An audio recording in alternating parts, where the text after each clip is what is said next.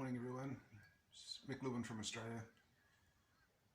This is going to be part 2 of the airbox mods and how to adapt all that to your ECU, and also a part 2 for the O2 sensor removal. First of all, I'm just going to show the videos of the O2 sensor removal in case anyone's missed it, and also how to modify the airbox, and then after at the end there I'll add in to that how to do the adjustments on your ECU. To remove your air filter, the first thing that you're going to want to do is remove your seat. So to do that, just take this bolt out here, which is a 12mm bolt. So now that the bolt's been removed, simply lift up the back of the seat like that, pull it back, and the seat will come right off. And your air filter element is located directly underneath this air intake snorkel, and to get to it we just move our OBD2 plug out the way.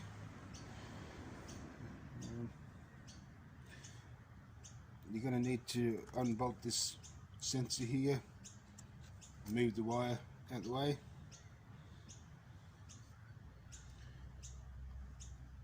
and take this cover off here just by that one Torx head bolt there, and then we'll be ready to start unscrewing the 3 bolts that hold the snorkel on. Next, what we're going to want to do is take out these 3 bolts, there and there.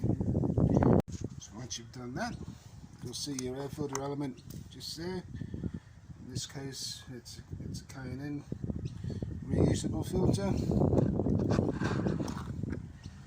it'll just lift right on out of there.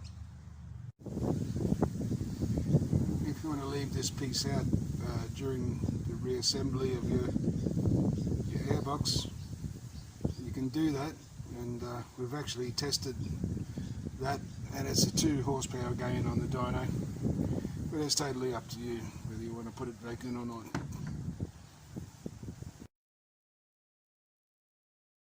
To remove your O2 sensors, you're going to want to listen off your horn there and just move it out of the way, and you'll see where the O2 sensors plug into the loom just in behind there.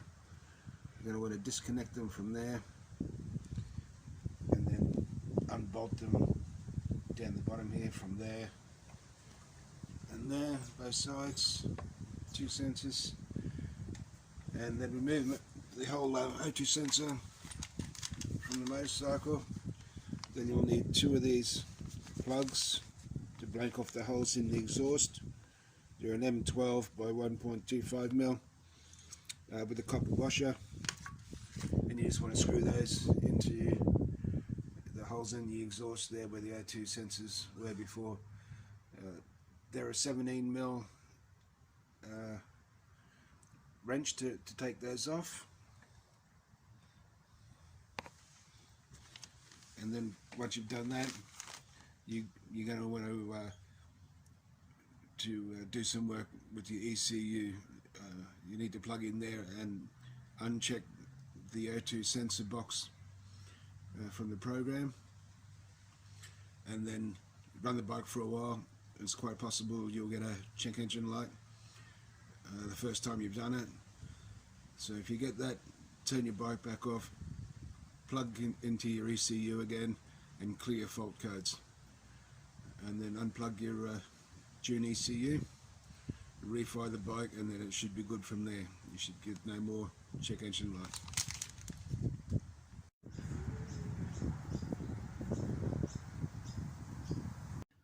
Good morning everyone, it's Mick Lewin from Australia here. Just going to update you on some of the videos that I've done in the past to do with the O2 sensor removal, airbox mods and so on, and how to integrate that into your ECU to get the maximum out of any modification that you've done, or to prevent any check engine lights coming on. Firstly, what I want to mention before we get started is that it's a good idea to have your battery on a charger, the battery in your motorcycle on a charger, and also your laptop plugged into power supply, and to remove your fuses for your lights from the motorcycle, and just don't forget to put those back in once you're finished.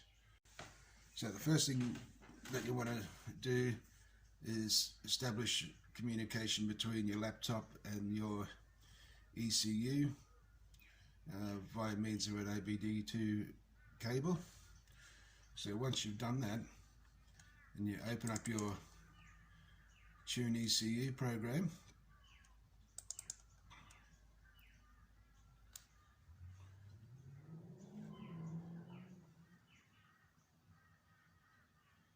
so this is the screen that you're going to find when you open the program.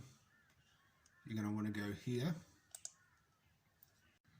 and if you were removing the O2 sensors, what you'd want to do is come down here to O2 sensor,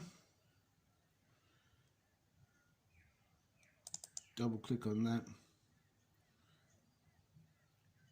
and remove that, and if you're not running the air pump or air injection any longer, that'll be removed also. And it's worth paying your dyno tuner to do this type of stuff, even though you can do it yourself, but everything needs to be checked. Like, you can damage your ECU very easily, and once you've done that, there's just no coming back from there, and it's a new ECU, and it's an expense that you don't want. If you're doing airbox mods, exhaust mods, and so on, you're probably going to want to start with a different baseline map altogether. So to do that, go to our file where we've got all our maps stored, and the current tune-up that I'm running on my 2008 America is available to be downloaded from Tune ECU, and I'll show you which one it is.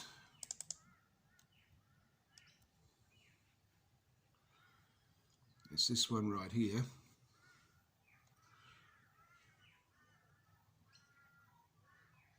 So that's the file name right there.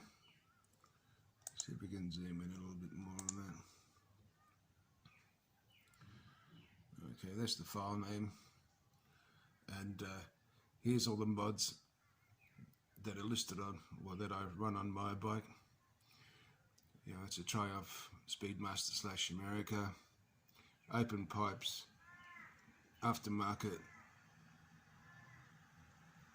K&N air filter,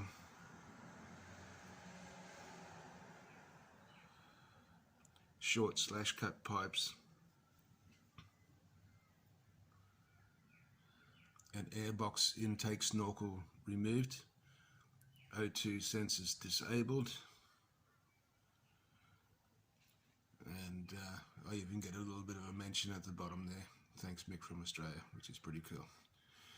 So that's my tune up there, guys. You can download that, and what I'll do is I'll bring that up on Tune ECU now, so you can have a look at it.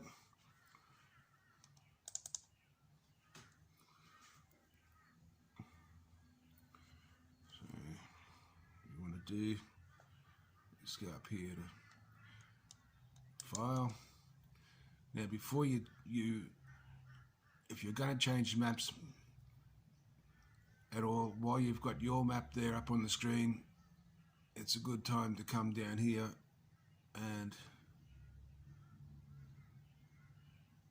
download that save map file.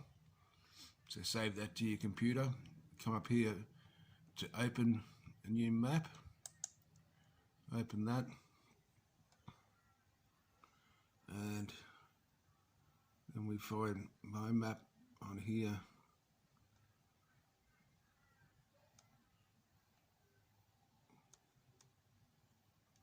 It's a little bit hard for me to see there. Shaking like a 2-bob watch. I think that's it. You want to open that. Here it is. You'll see down here my O2 sensor box is unchecked, and my air pump box is also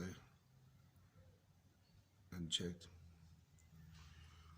So there's your baseline map, and like I said, you want to get a tuner to do this. So once that map's been loaded, you put it up on the dyno and do any other fine adjustments and checks and so on. But when you're turning your O2 sensors off at the ECU, because you've established a connection to the bike before you have a chance to actually uncheck that box, what's going to happen is the bike's going to automatically realize that the O2 sensors are no longer plugged in anymore, so it's going to throw up a fault code. But that'll only happen once until you just find all the diagnostics. I think you'll see your fault codes down here. You just click on that and go clear fault codes.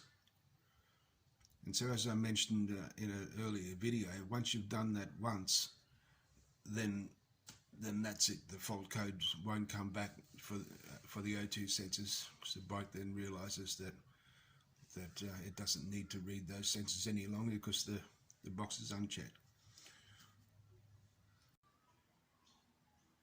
My apologies, guys. The map that I just had open on the screen wasn't actually my map. It was a 44mm throttle body map, but you get the gist of what I'm talking about.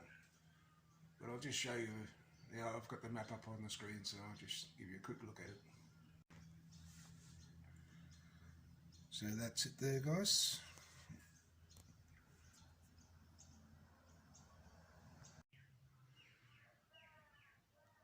Good morning, everyone. Mick Lewin from Australia. Just wanted to share a video with you guys about the dyno testing I did on the 2008 America. The bike wouldn't idle anywhere below like 1500 to 2000 RPM without cutting out after a short period of time. There was a lot of backfiring and so on under deceleration. And when you were approaching traffic lights and so on, sometimes the bike would just cut out altogether.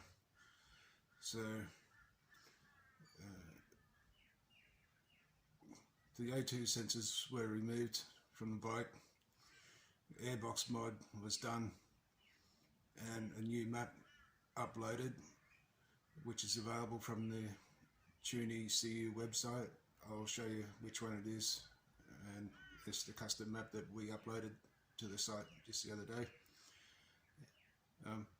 The results, guys, are phenomenal. The bike idles right down low now. There's no stalling, no popping, no anything.